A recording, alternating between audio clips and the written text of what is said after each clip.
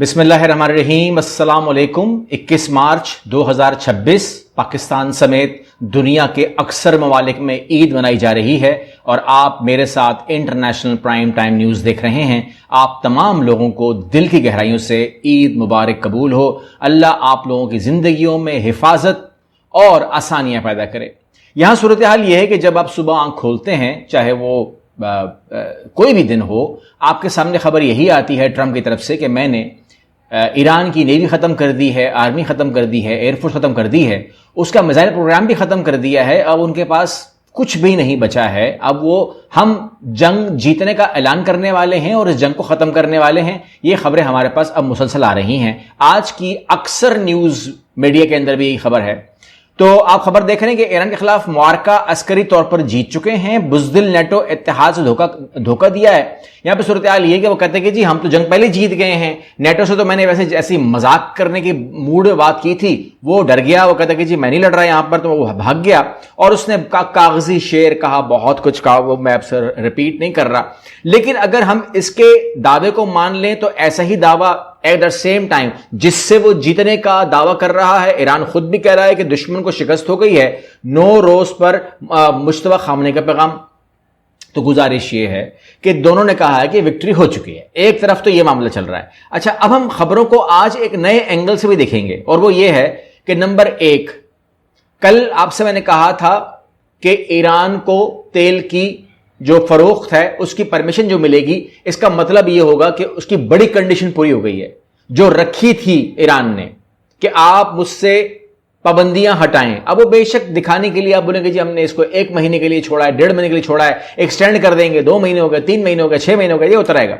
लेकिन यह बात तो कंफर्म है कि अमेरिका ने ईरानी तेल और पेट्रोलियम मसनूआत की फरोख्त की इजाजत दे दी है। It's not a joke. 40 साल के बाद अमेरिका ने कहा है कि अब ईरान का तेल खरीदना गुनाह नहीं होगा, जुर्म नहीं होगा, हम आपको सजा नहीं देंगे, हम आपसे खुद अर्ज कर रहे हैं कि प्लीज खरीद लीजिए, खरीदिए, जितना खरीद सकते हैं ईरानी ऑयल खरीदिए, कोई मसला नहीं है। अच्छा जी, ये क्या बात हुई? ये तो आपने ईरान की बात मान ली जिससे आप जीतने का दावा कर रहे हैं। अच्छा, यहां पर जो सबसे बड़ी चीज हुई है, यह है एक साइड की स्टोरी जो आपको मैंने जनरली बताई, जो खबरों में छप रही होती है, तमाम चीजें कर रही होती है। ऐसे ही एक खबर आप देखते हैं कि ईरान का डियागो गार्सिया में अमेरिका और बरतानिया के फौजी अड्डे पर हमला। इस बात को आपने बहुत गौर सुनना है क्योंकि इसके ऊपर आगे जो खबरें हैं वो भी और जो होने वाला है वो भी तय होने वाला है। आपने बहुत गौर सुनना है। आपने एक खबर सुनी है आज सुबह कि ईरान ने डियागो गार्सिया जो जजीरा है उसके ऊपर हमला कर दिया है। यह जगह एक ऐसी जगह है जो मुश्तरका फौजी अड्डा है मालदीव के पास, बरतानिया का और अमेरिका का। तो इस खबर को आपने 3 दफा देखना है, 1 दफा नहीं देखना। और जो आपको सही लगे आपने कमेंट में जरूर लिखना है, लिखना जरूर है। आपने बोलना है 1 2 3 कुछ भी लिखिएगा जरूर, कमेंट जरूर दीजिएगा। इसका एक खबर यह है कि जब डियागो गार्सिया को निशाना बनाया है ईरान ने, तो इसका मतलब यह हुआ कि ईरान के पास ऐसा बहुत कुछ है जो आपके और मेरे इल्म में या दुनिया के इल्म में था ही नहीं। क्योंकि मैं तो आपसे ये कह रहा था कि 2000 किलोमीटर से बड़ा कोई रेंज का मिसाइल इसके पास है नहीं, और यही ऑफिशियल रिपोर्ट है। आज भी अगर आप ऑफिशियली बात करेंगे तो 2000 इज फाइनल। लेकिन फिर यह क्या हुआ कि आप डियागो गार्सिया को अगर आप अटैक करते हैं, इट्स मीन कि आपने 4000 किलोमीटर की हिट मारी है।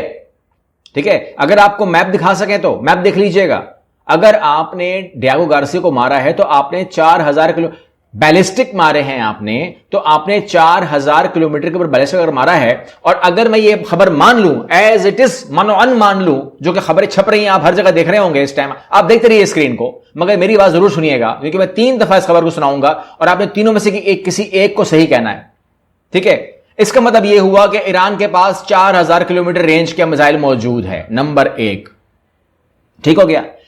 नंबर 2, इसका मतलब यह हुआ कि पूरा का पूरा यूरोप जो है वो रेंज में आ गया है। बरतानिया को चैलेंज हो गया है कि अगर आपने अपने फौजी अड्डे दिए तो जैसा वो कह रहा है कि बरतानवी अवाम के लिए खतरनाक हो जाएगा, तो अगला हमला बरतानिया के जमीन पे हो सकता है। दो। नंबर 3, अगर किसी ने भी साथ दिया नेटो की तरफ से, या नेटो को पहले से इल्म था कि इसके पास 4-4 हजार किलोमीटर के वॉरहेड्स हैं, अगर वो ये बात समझते थे, इसलिए उन्होंने साथ नहीं दिया फ्रांस ने, जर्मनी ने, क्योंकि वो जानते थे कि अगर कतर, ओमान, बहरीन पे हमला हो सकता है तो क्यों नहीं हम पे हो सकता। उन्होंने कहा इसके पास मिसाइल्स हैं। मुखबरी हो गई थी, किसने अंदर से रिपोर्ट दे दी थी। ठीक है, तो ये तमाम बातें सब रेंज में हो, सब रेंज में हो, सिर्फ कतर, ओमान, बहरीन नहीं, सिर्फ यूएई नहीं, सब रेंज में हो। जो यूरोप है वो भी रेंज में है। अगर डियागो गार्सिया को आप मार सकते हैं तो आप किसी भी, बर्तानिया समेत आप किसी भी मुल्क को मार सकते हैं। एक खबर तो यह है। दूसरी खबर यह है कि अमेरिका ने, बल्कि दूसरी खबर यह बनाते हैं, इसको यूं करते हैं कि अगर कोई मिसाइल जो ट्रैवल करता है वॉरहेड लेके, बारूद लेके, 1500 किलो उठा करके, अगर ऐसा कुछ करता है तो अगर वजन उठाता है तो उसकी रेंज कम हो सकती है। आपने खोखा भेजा है, ठीक है ना, यानी कि जो उसकी रेंज थी 2000, वो 3500 से 4000 हो सकती है अगर उसको बिल्कुल खाली भेजा जाए। ठीक है ना, सिर्फ इंजन चले और बैलिस्टिक चले तो वो 4000 की कर सकता है। अगर उसकी पेलोड के साथ उसकी जो वो है वो 4000 हो। एक तो हम ये खबर कर लेते हैं, लेकिन ये थ्योरी है, ये एक मैं बात कर रहा हूं, ये कोई खबर नहीं है। ऐसा हो सकता है कि आप किसी भी चीज के ऊपर लोड कम कर दें, उसका जो है वो करा दें, तो ये हो सकता है। ठीक है, और लोग डर गए कि बर्तानिया और सब खतरे में आ गए, तो ईरान ने डरा दिया है। ये है ईरान की तरफ से मैंने थ्योरी बनाई है। अब मैं अमेरिका की तरफ से थ्योरी बना रहा हूं। तीसरी खबर यह है कि ऐसा कुछ हुआ ही नहीं है। ये कॉन्स्पिरेसी थ्योरी है, ऐसा कुछ हुआ ही नहीं है। सिर्फ और सिर्फ नेटो को जलील करने के लिए और बर्तानिया को और दुनिया को दिखाने के लिए कि देख लीजिए इतना खतरनाक हो गया है आज ईरान कि वो जो बता रहा है उसके पास बहुत कुछ उससे ज्यादा है। ठीक है ना, तो लिहाजा तबाह करने दीजिए इसको, ये खतरनाक है।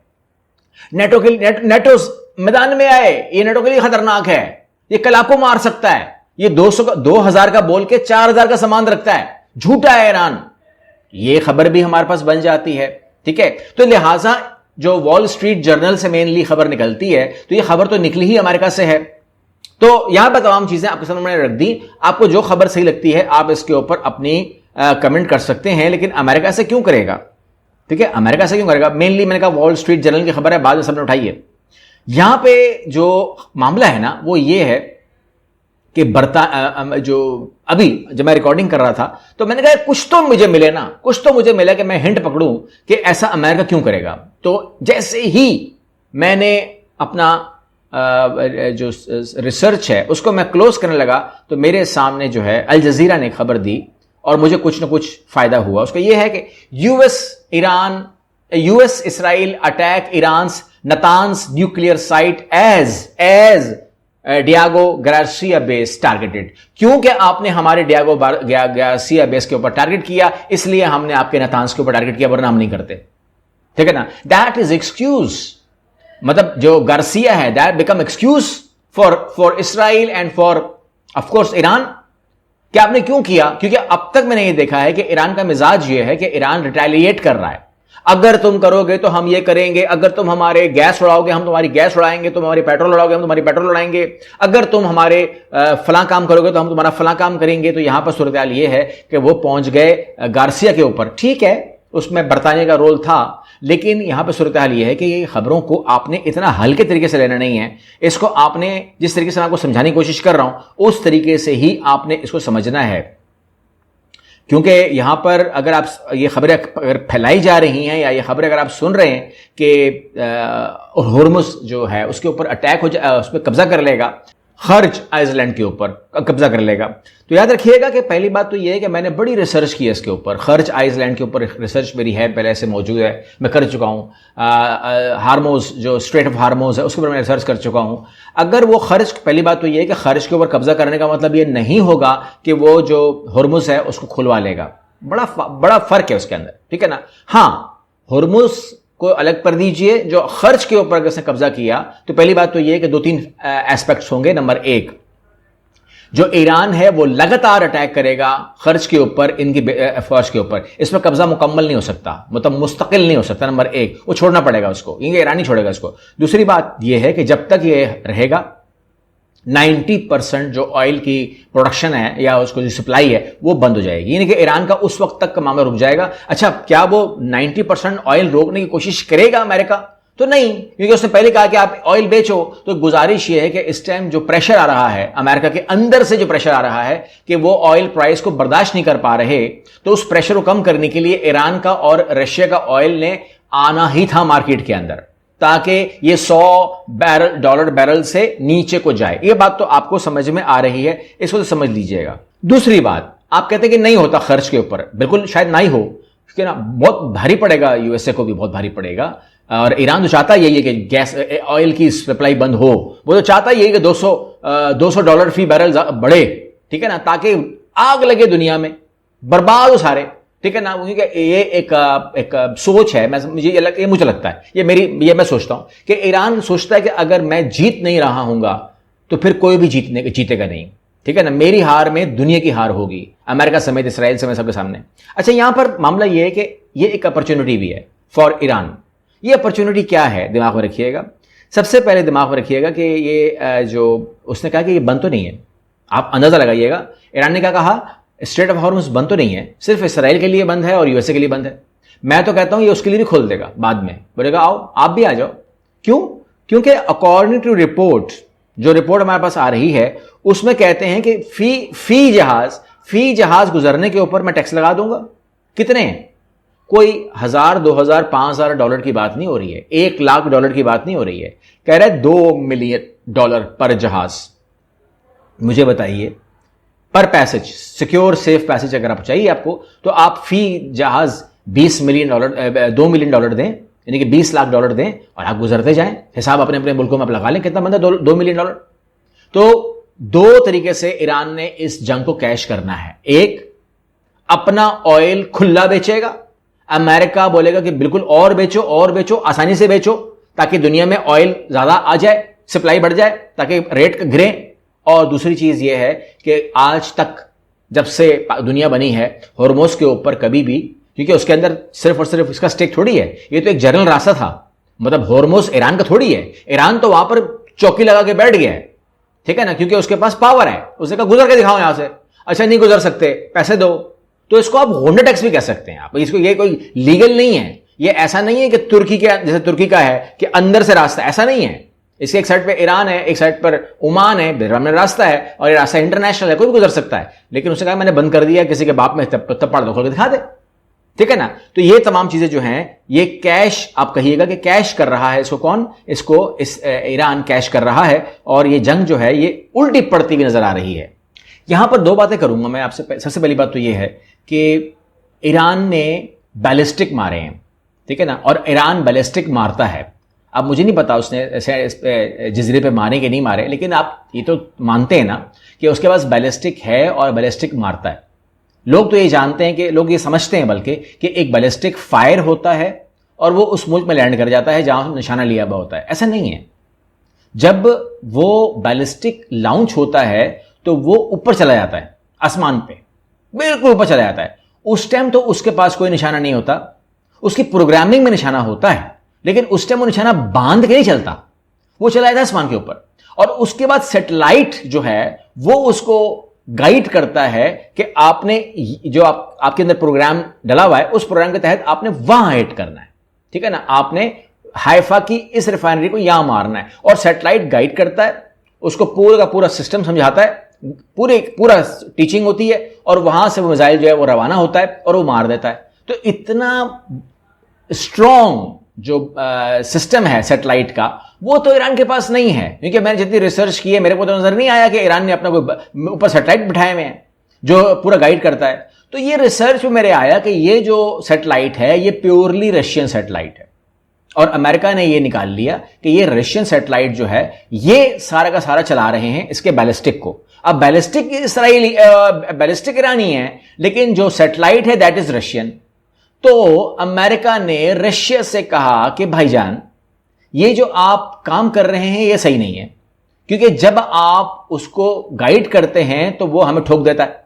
तो लिहाजा आप एक काम करें कि आप फौरी तौर पर अगर आप समझते हैं कि आपको हमने बख्श देना है या आपको बुरा ना आपके साथ हो या आप हमारे दुश्मन नहीं है क्योंकि इसके अंदर आप डायरेक्टली इन्वॉल्व हो रहे हैं जंग के अंदर, तो आप अपने सैटेलाइट की जो सर्विसेज हैं वो आप ईरान को देना बंद कर दें। रशिया ने यह नहीं कहा कि मैं नहीं दे रहा सर्विस, उसने कहा बंद कर दूंगा। अंदाजा लगाइए, पहले क्या किया उसने, बंद कर दूंगा का मतलब क्या होता है, एडमिशन। हां मैं ईरान को सर्विसेज दे रहा हूं, वो मेरा सैटेलाइट यूज कर रहा है और मेरे सैटेलाइट के रास्ते के ऊपर चल के वो आपके अंदर घुसता है। ठीक है, नहीं ये बात हो गई क्लियर। अब जब बात क्लियर हो गई तो अमेरिका ने बोला कि भाई तो फिर बंद करो ना, ये तो हमने पकड़ा है ना आपको कि आपके सैटेलाइट से सारे काम चल रहा है। उसने कहा चलता रहेगा। कब तक, जब तक, उसने कहा कब बंद करोगे, उसने कहा जब आप यूक्रेन को सैटेलाइट देना बंद कर देंगे, जब वो हमारे मुल्क में लॉन्च करता है ड्रोन या बैलिस्टिक या कुछ भी। तो अमेरिका ने कहा मैं तो बंद नहीं करूंगा, तो उस पर कहा रशिया ने कि मैं भी बंद नहीं करूंगा, यानी कि मेरा सैटेलाइट तुम्हारे सैटेलाइट से जुड़ा हुआ है, बस ये दिमाग रख लो। मैं आपको बात बताऊं कि अगर अमेरिका ने यूक्रेन को सैटेलाइट देना बंद कर दिया रूस के डर से, और रूस ने कह भी दिया कि मैं सैटेलाइट नहीं दूंगा, तब भी सैटेलाइट काम करेगा। तो बेशक रूस का ना सही तो फिर चीन का सही, मगर सैटेलाइट तो यूज होगा। अगली वीडियो मिलते हैं, अल्लाह हाफिज।